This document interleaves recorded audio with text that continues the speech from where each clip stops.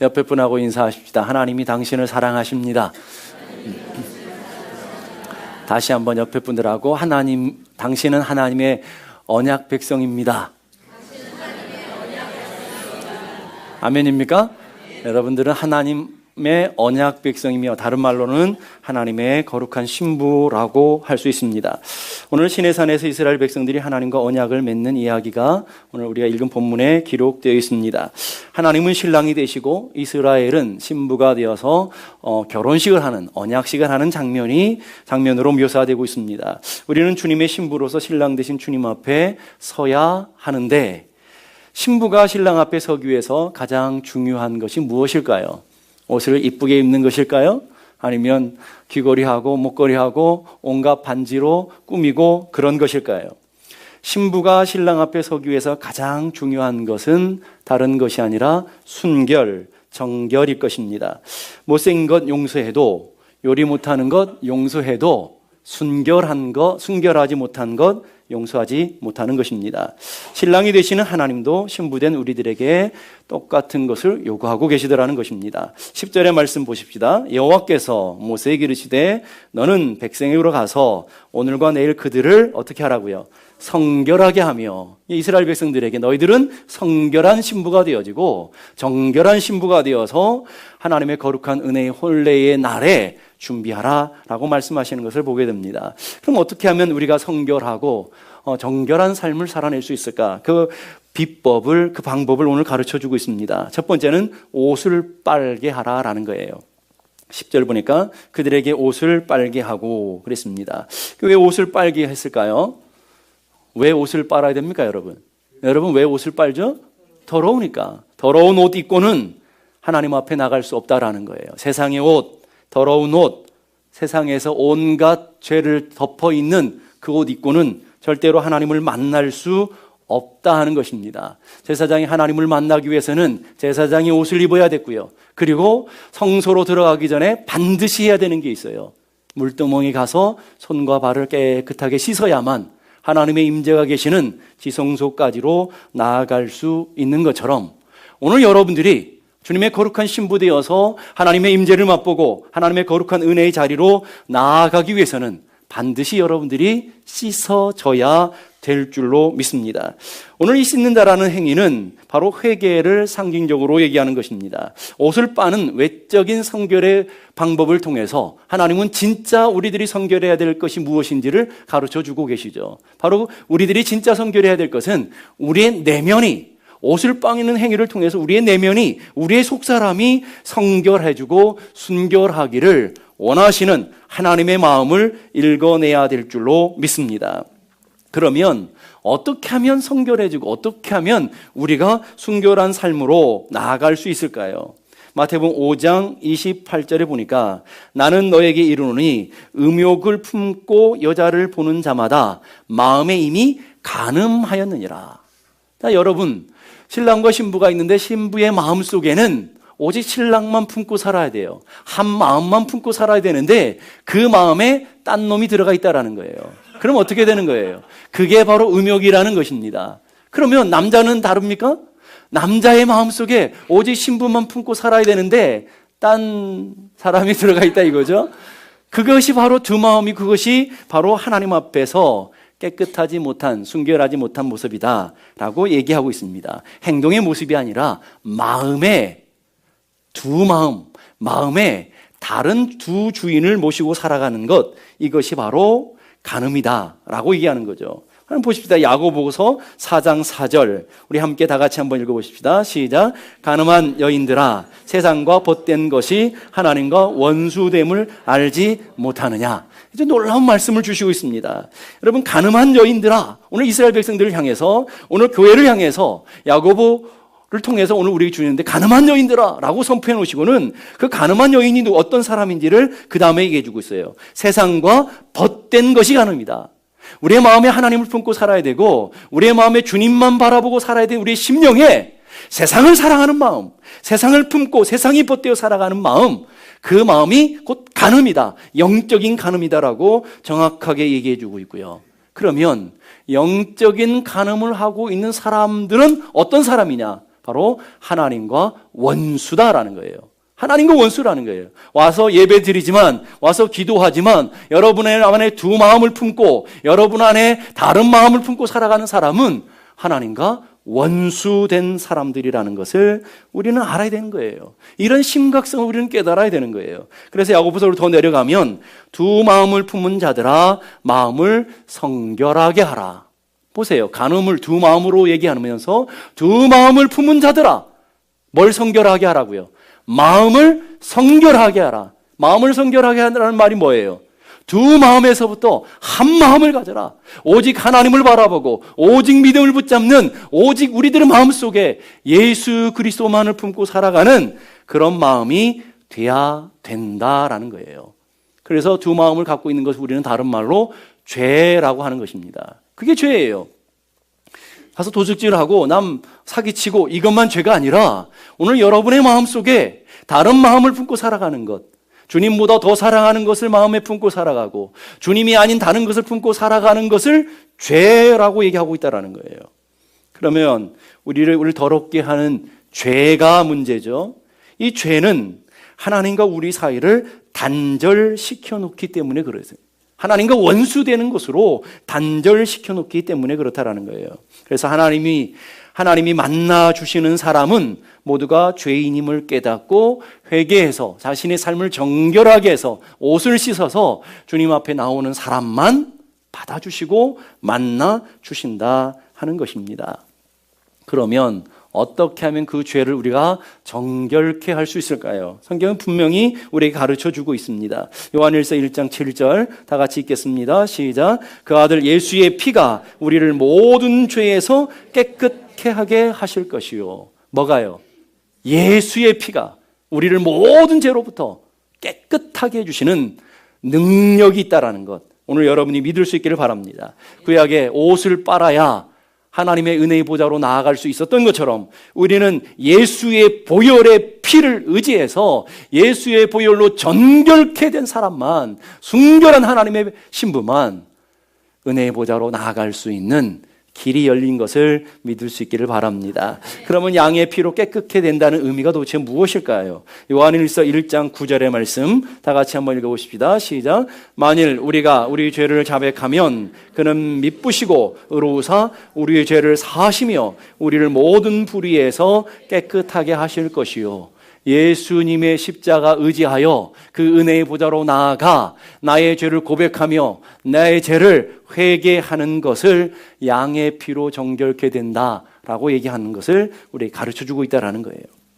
그리스도의 보혈이 우리의 죄로 더러워진 우리의 몸과 마음을 깨끗하게 해주는, 정결하게 해주는 능력인 것을 믿을 수 있기를 바랍니다. 그 모습을 구체적으로 요한계시록 7장 13절 14절에 더 정확하게 설명해 주고 있습니다.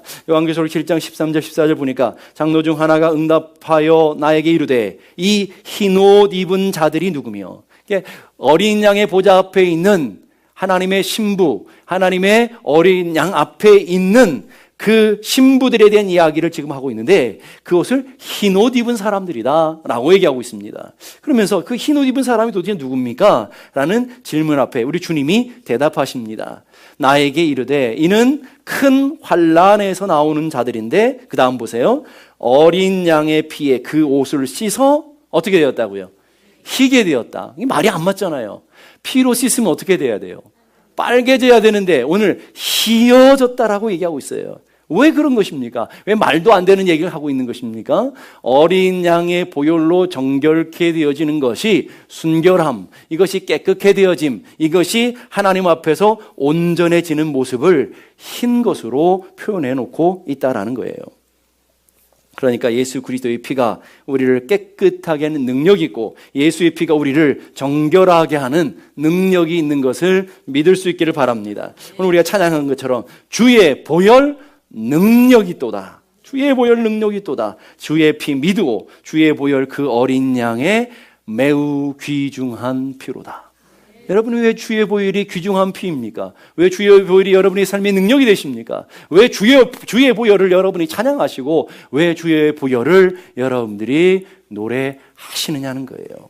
주의 보혈이 우리를 정결하게 하는 능력이 있고 주의 보혈이 우리를 깨끗게 하는 어린 양의 신부 되어지는 능력이 주의 보혈에 있기 때문인 것을 믿을 수 있기를 바랍니다. 저는 그래서 교회는 목욕탕이라고 생각이 들어요. 여러분, 한국에 있을 때 목욕탕을 가잖아요. 목욕탕은 깨끗한 사람들이 갈까요? 더러운 사람들이 갈까요? 예? 어떤 사람이 갑니까? 더러운 사람들이 가요. 교회는 깨끗한 사람들이 올까요? 더러운 사람들이 올까요? 잘 아시면서 왜 교회에서 시험이 들죠? 예? 교회는 다 죄 가운데 다 볼품없고 연약하고 부족한 사람들이 예수의 보혈 앞으로 나와서 정결하게 되는 곳이 교회인 것을 믿을 수 있기를 바랍니다. 그래서 여러분들 사람들에게 실망하고 사람들 때문에 낭망하는 일이 없었으면 좋겠다는 생각이 들어요. 사람에게 너무 큰 기대하지 마세요. 그럼 실망합니다. 저에게도 너무 큰 기대하지 마십시오. 가까이 오면 실망하니까. 오직 주님 바라보고 주님 의지하는 믿음의 사람들이 되어야 될 줄로 믿습니다.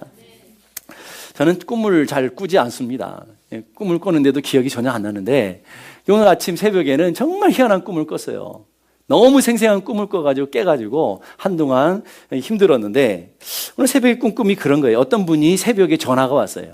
꿈에 전화가 왔는데 너무 속상하다는 거예요. 너무 속상해가지고 이제 막 우시는 거예요. 그래서 왜 그렇게 우십니까? 뭐가 이렇게 속상합니까? 물었더니 목사님, 제가 이 교회 와서 성도들 보면서 너무 좋고 특히 어떤 분을 보면서 너무 기대하면서 야, 내 인생 저렇게 살아면 좋겠다. 나도 저분처럼 저분을 닮아가야겠다 그러는데 너무 충격적인 그런 상처를 받았다는 거예요. 그 모습을 보면서 너무 실망해가지고 도무지 이 실망한 마음을 이길 수 없어서 한잔 했노라. 예. 그리고 너무너무 마음을 어떻게 할 수 없어서 제가 전화했노라고 아침에 그런 꿈을 꾼 거예요. 그 꿈을 너무 생생한 꿈이라가지고 벌떡 일어나가지고 꿈을 생각하니까 제 마음이 너무 안 편한 거예요. 아니 혹시 우리 교인들 중에서 지금 모르게 저 뒤에서 저렇게 아파하고 얘기는 안 하지만 저렇게 상처받아서 힘들어하는 분들이 혹시 있지 않나 하는 생각이 자꾸 드는 거예요. 그러면 저분을 아프게 하고 저분의 마음을 상처를 주고 저분을 실망케 하신 분이 도대체 누굴까 하고 곰곰이 생각해 봤어요. 도대체 누굴까? 바로 나가 아닌가 하는 생각이 들어요. 제가 아닌가. 그래서 마음이 더 무거운 거예요. 아니 목회자가 되어가지고 저분의 마음을 실족하게 하고 나는 잘하느라고 나는 최선을 다해서 성도들의 실망을 끼치지 않으려고 하고 있노라고 생각하고 있는데도 불구하고 저 뒤에서 저렇게 실망하고 낭망하는 성도가 혹시 있어서 또 집에서 한잔 하시고 계시는 것이 아닌가 하는 생각이 마음을 스쳐가면서 너무 힘든 거예요. 아침에 설교를 이렇게 준비하면서 아침에 마음을 좀 추스려야 되는데 마음에 추스려지지가 않은 거예요. 어떻게 하면 좋나. 성도들 가운데 저렇게 모르게 저기 되게 슬퍼서 울고 탄식하며 실망하는 분들이 있어서는 안 될 텐데 그래서 마음이 무거웠어요. 그러면서 우리 교회에 있는 성도들을 쭉 한번 생각해 봤어요. 누가 과연 상처를 주고 누가 교인들을 실망케 할까? 아마도 권사님들 아니면 장로님들 아니겠어요? 그렇지 않겠습니까? 장로님들에 대한 기대가 있고 장로님들은 장로님 답기를 원하는데 그래서 많은 기대를 가지고 보는데 장로님들이 장로님답지 않으면 실망하겠구나. 그래서 저는 우리 교회 장로님들이 장로님 같은 장로님들이 되었으면 정말 우리 성도들에게 존경받는 장로님이 되었으면 얼마나 좋을까 하는 기대를 해보는 거예요. 또 권사님들, 우리 교회 권사님들이 많으시잖아요. 이 권사님들이 말 한마디를 잘못해서 성도들이 상처를 주고 실망을 주는 일들이 허다하게 있을 건 아니냐는 거예요. 그래서 말도 못하고 그렇게 울면서 탄식하며 있는 성도들이 있다고 한다면 그것도 안 될 일이 아니냐는 거예요. 그래서 저는 오늘 말씀을 준비하면서 우리 권사님들도 좀 덕이 있어서 교인들 모든 분들에게 존경받고 인정받는 그런 권사님들이 되면 얼마나 좋겠나 하는 그런 기대를 해보는 거예요, 여러분. 왜 그러냐면 교회는 연약하고 부족하지만 우리가 그리스도의 보혈로 정결케 되어져서 하나님의 은혜 가운데 새 사람 되어지고 순종의 사람 되어지고 믿음의 사람 되어지고 천국 백성이 되어지는 곳인 것을 믿습니다. 먼저 된 하나님의 사람들이 좋은 모델을 보여주고 장로는 저렇구나. 권사는 저렇구나. 목사님은 정말 다르구나 하는 모습들을 보여줄 때에 교회가 더 은혜가 넘치고 더 성령 충만하는 그런 교회 되어지지 않겠느냐는 거예요. 그래서 우리 장로님들에게 부탁드립니다. 정말 존경받는 장로님들이 될 수 있기를 정말 부탁드려요. 우리 권사님들에게 정말 부탁드립니다. 모든 분들에게 사랑받고 모든 분들이 저절로 먹이를 숙일 수 있는 권사님 같은 권사님들 되어질 수 있기를 주님의 이름으로 축복합니다. 아멘이 작으시네요. 예. 그래서 우리 모든 분들이 정말 샘물장로교회 권사 같으면 나도 정말 권사하고 싶다. 샘물장로교회 장로 같은 분들이라면 정말 장로해도 괜찮겠다라고 하는 소망과 기대가 생겨지고 모든 분들의 바람이 되어지는 그런 분들이 되어지면 얼마나 좋겠느냐는 거예요. 목욕탕에 가면 제일 먼저 하는 일이 뭐예요? 옷을 벗어야 씻을 수 있는 거 아니겠습니까? 오늘 여러분들이 주님의 주시는 은혜의 자리로 나왔으면 여러분들이 옷을 벗어야 돼요. 체면의 옷을 벗어야 되고 외식의 옷을 벗어야 되고 가식스러운 옷을 벗어야 되고 세상의 죄의 옷, 욕망으로 찌들어져 있는 그 옷을 벗고 은혜의 보좌 앞으로 나아가 주님의 씻겨주시는 그 은혜를 누릴 때에 우리는 하나님의 거룩한 백성들이 되어지게 되는 것을 믿습니다. 1000만 번 목욕탕에 들어갔다 와도 내가 씻지 않으면 계속 더러운 거 아니겠습니까? 여러분들이 교회를 계속 들락날락거려도 여러분이 주님의 보좌 앞에 나온다 그래도 여러분이 예수님의 보혈로 여러분 스스로를 정결케 하고 여러분의 믿음을 다시금 돌아봐서 여러분의 속사람이 날마다 새로워질 때에 여러분은 하나님의 거룩한 자녀들이 되어지는 줄로 믿습니다. 두 번째 성결은요, 기다리라는 거예요. 11절 보니까 준비하게 하여 제 셋째 날을 기다리게 하라 그랬습니다. 3일 동안 기다리도록 하시는 하나님의 모습을 보게 돼요. 이스라엘의 결혼식은 좀 독특합니다. 신랑이 신부를 데리러 와야 결혼식을 할 수 있어요. 신랑이 오지 않으면 아무리 약혼을 해도 신랑이 오지 않으면 결혼식을 할 수 없어요. 그러니까 신부는 뭐 해야 되는 거예요? 신랑이 올 때까지 기다려야 되는 거예요. 기다려야 돼요. 언제 신랑이 오나? 그럼 그 기다림의 시간은 어떤 시간일까요? 그냥 벌러덩 들어누워서 침 질질 흘리면서 그렇게 주무시는 시간이 아니고요. 신랑이 왔을 때 부끄럽지 않도록, 신랑이 왔을 때 신랑을 맞이할 수 있도록 준비해 가는 시간이다라는 거예요. 그래서 오늘 11절의 말씀도 셋째 날을 기다리게 하라 라고 하시는 말씀 앞에 뭐라고 되어 있어요? 준비하게 하여 신랑을 맞을 수 있도록 하나님 앞에 온전히 설 수 있도록 준비되어지는 신부들, 준비되어지는 사람들이 되어져서 기다려야 된다는 거예요. 그 얘기가 구체적으로 마태복음 25장에 자세하게 설명해 주고 있죠. 마태복음 25장은 신랑을 기다리는 신부들의 비유에 이제 있지 않습니까? 신랑을 기다리는 10처녀가 있었습니다. 혼인잔치에 들어가지 못했던 5처녀를 여러분이 기억하십니까? 왜 못 들어갔습니까? 성경은 이렇게 말합니다. 미련한 자들의 등을 가지되 기름을 가지지 아니하고 슬기 있는 자들은 그릇에 기름을 담아 등과 함께 가져갔더니 10명의 처녀들이 다 똑같이 선택을 받았습니다. 10명의 처녀들이 신랑을 똑같이 기다리고 있습니다. 그런데 5명의 처녀는 결혼의 그 은혜의 자리로 들어갈 수 있었지만 5명의 처녀는 혼례식 자리에 들어갈 수 없었다라는 거예요. 그 결정적인 차이가 뭐냐라는 거예요, 여러분. 똑같이 기다렸는데 왜 들어갔으며 왜 들어가지 못했습니까? 뭐 때문에요? 준비했느냐 준비하지 못했느냐라는 거예요. 뭘 준비했습니까? 기름을 준비한 사람은 신랑과 함께 결혼식장에 들어갈 수 있었지만 기름이 떨어져 버린 신부들은 슬피 울며 이를 갈미 있었다라는 거예요. 오늘 주님의 신부된 성도들이 주님을 기다리고 있다고 한다면 여러분이 준비해야 될 것을 준비해야 된다라는 거예요. 뭘 준비해야 됩니까? 등은 다 가지고 있었습니다. 등은 다 가지고 있었어요. 그러나 기름이 준비된 사람과 기름이 없는 사람의 차이점이라는 거예요. 오늘 여러분 인생도 마찬가지예요. 경건의 모양은 있어 예배도 드려요. 기도도 해요. 날마다 주님 앞에 나오기도 해요. 그러나 경건의 능력이 없는 사람들이 얼마나 많은지 몰라요. 예수를 10년, 20년, 30년 예수를 믿고 있다고 하는데도 불구하고 속사람은 전혀 변함이 없이 믿음은 전혀 가지지 않고 주님 앞에 서려고 무슨 배짱으로 살아가는지 모르는 분들이 많다라는 거예요. 그런 사람은 미련한 사람이 되어 슬픈 사람이 되어진다라는 거예요. 오늘 성경을 자세히 보면 남이 가진 기름을 가지고는 절대로 혼례식 자리에 들어갈 수 없었다는 거예요. 남의 기름을 가지고는 들어갈 수 없어요. 여러분의 어머니의 믿음 가지고 여러분의 혼례식 자리에 절대 들어갈 수 없어요. 아내의 치맛자락 잡고 절대 혼례식 자리로 못 들어간다라는 거예요. 남편의 믿음, 자녀들의 믿음을 가지고 들어갈 수 없어요.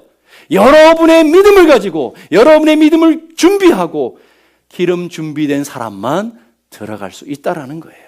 남의 받은 은혜, 남의 가진 믿음, 남의 가진 성령 체험, 남의 가진 영적인 경험 가지고 은혜의 자리로 절대로 나갈 수 없어요.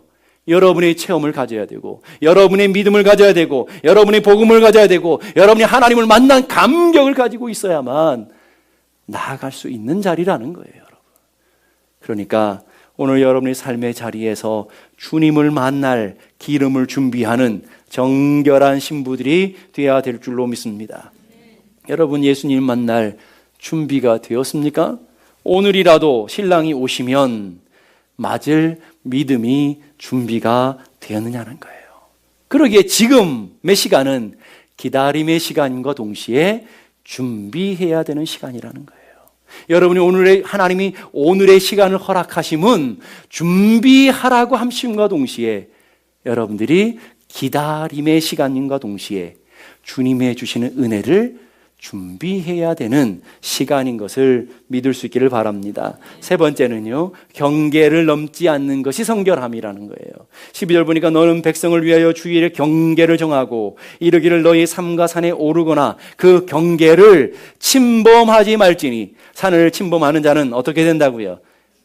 그냥 죽는 게 아니라 반드시 죽을 것이다. 왜요? 경계를 넘어서는 것이 죄기 때문에 그래요. 경계를 넘어서는 것이 죄기 때문에 반드시 죽는다라는 것이 24절도 보십시다. 경계를 넘어 나 여호와께로 올라가지 못하게 하라. 내가 그들을 치를까 하노라. 옛날 성경이 더 멋있는 것 같아. 개역 성경은 보니까 돌격할까 하노라. 돌격해버리시더라는 거예요. 왜요? 거룩하지 못하기 때문에 그래요. 그래서 경계를 다른 말로는 거룩이라고 그래요. 성결, 거룩이라는 히브리어는 카도시라는 단어를 쓰는데 구별되어지다, 경계되어지다라는 거예요. 그러니까 하나님은 거룩하신 분이에요. 하나님은 거룩하시기 때문에 하나님의 존전 앞에 하나님의 영광이 비춰지고 있어요. 그 영광이 하나님의 은혜 앞에 아무나 나갈 수가 없다는 거예요. 거룩한 하나님의 존재 앞에 아무나 나갈 수 없어요. 피조물과 분리되어진 존재, 구별된 존재가 하나님이시라는 것을 믿으셔야 된다는 거예요. 그래서 하나님께서 존재하실 때 어떻게 임하시는지 한번 보십시다. 16절 보니까 셋째 날 아침에 우레와 번개와 빽빽한 구름이 산 위에 있고 나팔 소리가 매우 크게 들리니 진중에 있는 모든 백성이 다 떨더라. 하나님의 임재 앞에 우레, 번개, 빽빽한 구름이라는 것으로 표현해놨어요. 18절 보니까 시내산에 연기가 자욱하니 여호와께서 불을 가운데 거기 강림하시니. 연기, 불, 하나님의 임재, 두려움의 모습들, 하나님 임재했을 때 두려움의 상징적인 모습들로 표현해 주고 있어요. 그 하나님 앞에 누가 서겠냐는 거예요. 그러니까 그 하나님의 앞에 서면 두려워서 떨게 되어지는 거죠. 이사야서 6장에 보면 이사야가 하나님의 임재를 체험하는 장면이 나오죠. 천사들이 찬양합니다. 거룩하다, 거룩하다, 거룩하다. 만군의 여호와여, 그의 영광이 온 땅에 충만하도다. 천사들이 하나님 보좌 옆에서 거룩하다, 거룩하다 찬양하는 거예요. 근데 이사야가 그 거룩한 하나님의 존전 앞에서 뭐라고 고백합니다. 화로다, 나로 망하게 되었도다. 화로다, 죽게 되었다. 왜요? 나는 입술이 부정한 사람이요 나 입술에 부정한 백성 중에 거하면서 만군의 여호와이신 왕을 배웠음이로다. 하나님의 존재 앞에 서니까 우리에 있는 우리의 수치함들이, 우리에 있는 모든 더러운 것들이 그대로 고발되어지더라는 거예요. 그래서 자기 스스로가 화로다, 나로 망하게 되었도다, 죽게 되었도다 라고 자기 입으로 고백할 수밖에 없다라는 거예요. 어떻게 하나님의 임재 앞에 설 수 있습니까? 그때의 천사 중에 하나가 부젓가락으로 제단에 집은 바 핀 숯을 손에 가지고 내게로 날아와서 그것을 내 입에 대며 이르되 보라, 이것이 내 입에 닿았으니 내 악이 제하여졌고 내 죄가 사여졌느니라. 하나님의 불이 죄를 사해버리고 하나님의 불이 악을 사해버렸기에 이사야가 하나님의 존재 앞에 설 수 있었다라는 거예요.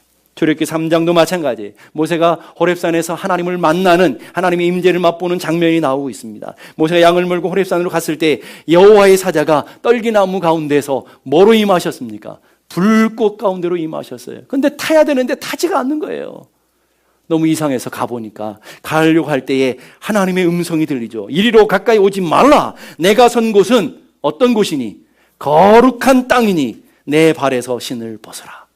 하나님이 거하시는 곳은 거룩한 땅이고, 하나님이 머무르시는 곳은 거룩한 곳이고, 하나님 스스로가 거룩한 분이시기에 죄인은 절대 갈 수 없다라는 거예요. 가면 죽는다라는 거예요. 그러게 어떻게 하라고요? 내 발에 신을 벗어라. 더러운 것을 벗어두고, 내 삶의 이력을 벗어버리고, 내 인생의 주도권을 가졌던 것을 벗어버리고, 내 신발로 돌아다녔던 그 모든 죄들을 다 벗어버리고 엎드려야 된다. 그럴 때 하나님의 임재를 맛보게 되었다는 거예요.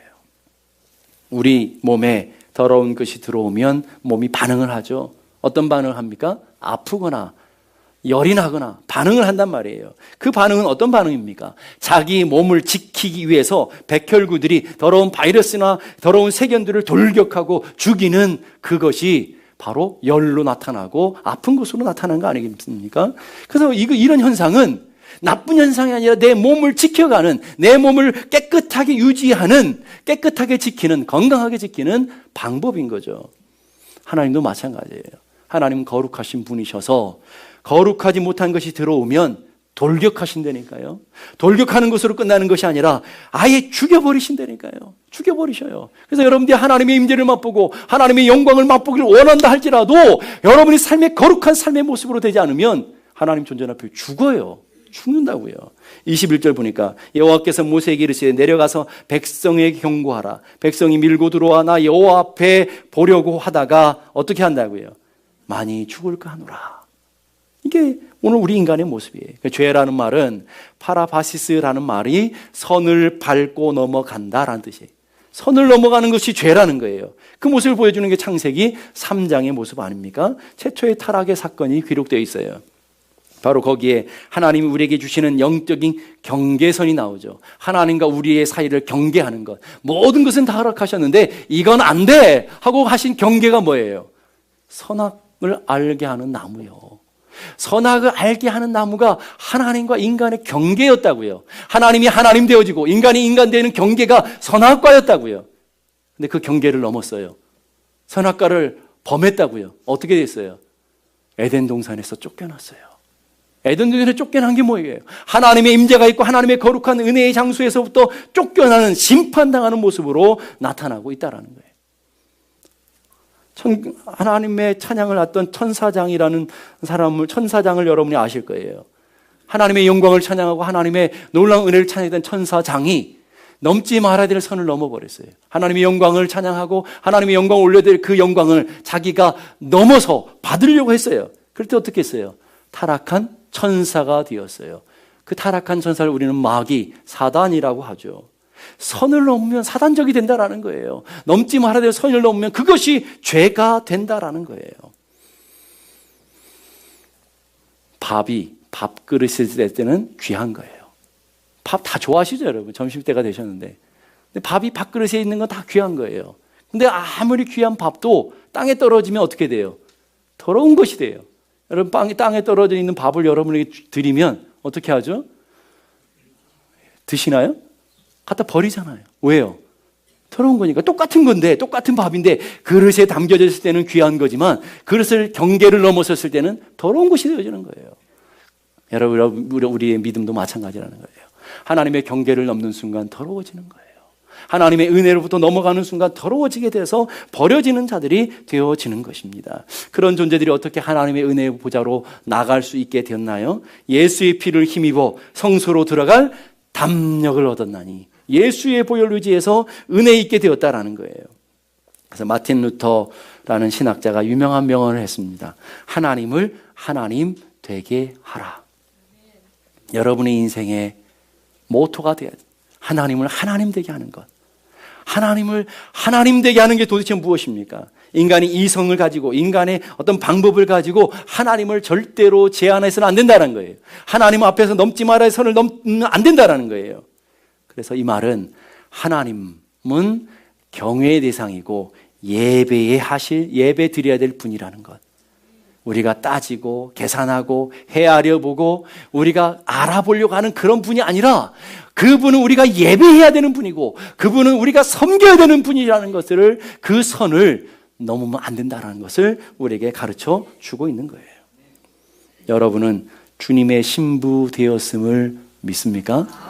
정말 신부 되었습니까? 고린도후서 11장에 보면 2절 3절 보니까 내가 하나님의 열심으로 너희를 위하여 열심을 내노니 내가 너희를 정결한 처녀로 한 남편인 그리스도께 드리려고 중매함이로다. 사도 바울이 고린도 교회 성도들을 향해서 이 편지를 받는 성도들을 향해서 뭐라고 그러냐면 너희들이 정결한 신부로, 정결한 처녀로 그리스도 신랑 되신 분께 내가 소개하는 사람이다.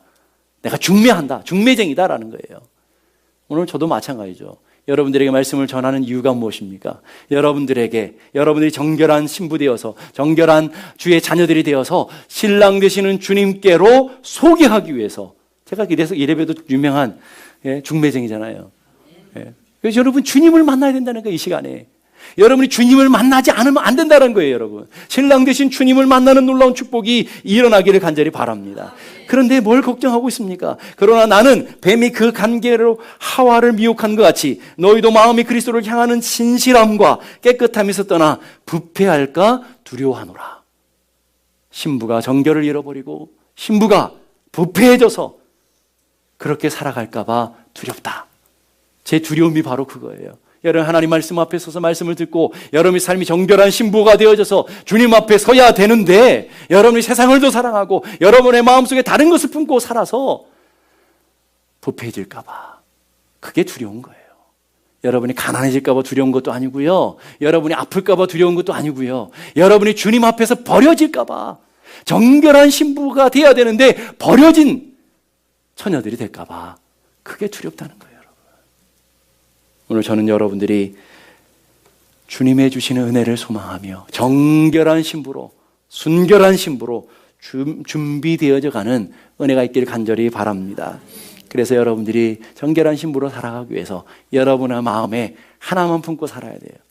뭘 품어야 돼요? 주님만 품고 살아가는 은혜가 있기를 주의 이름으로 축복합니다. 그걸 다른 말로 주바라기라는 거예요. 주바라기. 여러분 온전히 주님만 바라보는 성도들이 돼야 되고 예수 닮기, 예수만 닮아가는. 여러분이 그 어떤 여러분 삶에 아무리 고상하게 보여도요, 고상하게 보이는 성도도요 실망해요. 가까이 가면 보면서 실망하지 마시고 여러분 누구만 바라보라고요? 주님만 바라보고 예수만 닮아가는 믿음의 사람들이 될 수 있기를 간절히 바랍니다. 옆에 분하고 인사하십시다. 주님만 바라보십시다. 한 번 더 예수만 닮아갑시다. 네, 뒤에 있는 분하고도요. 주님만 예수만 닮아갑시다. 한 번만 더 인사하십시다. 나 보면서 실망하지 마세요. 여러분 서로를 바라보면서 실망하지 마시고 또 서로에게 실망 주는 분들이 되지 않도록 여러분의 영적인 수준을 높이시고 장로님들도 수준을 높이시고 권사님도 수준을 높이시고 샘물장독의 성도들도 수준을 높이시는 주님을 닮아가는 믿음의 사람들이 다 되기를 주님의 이름으로 축복합니다.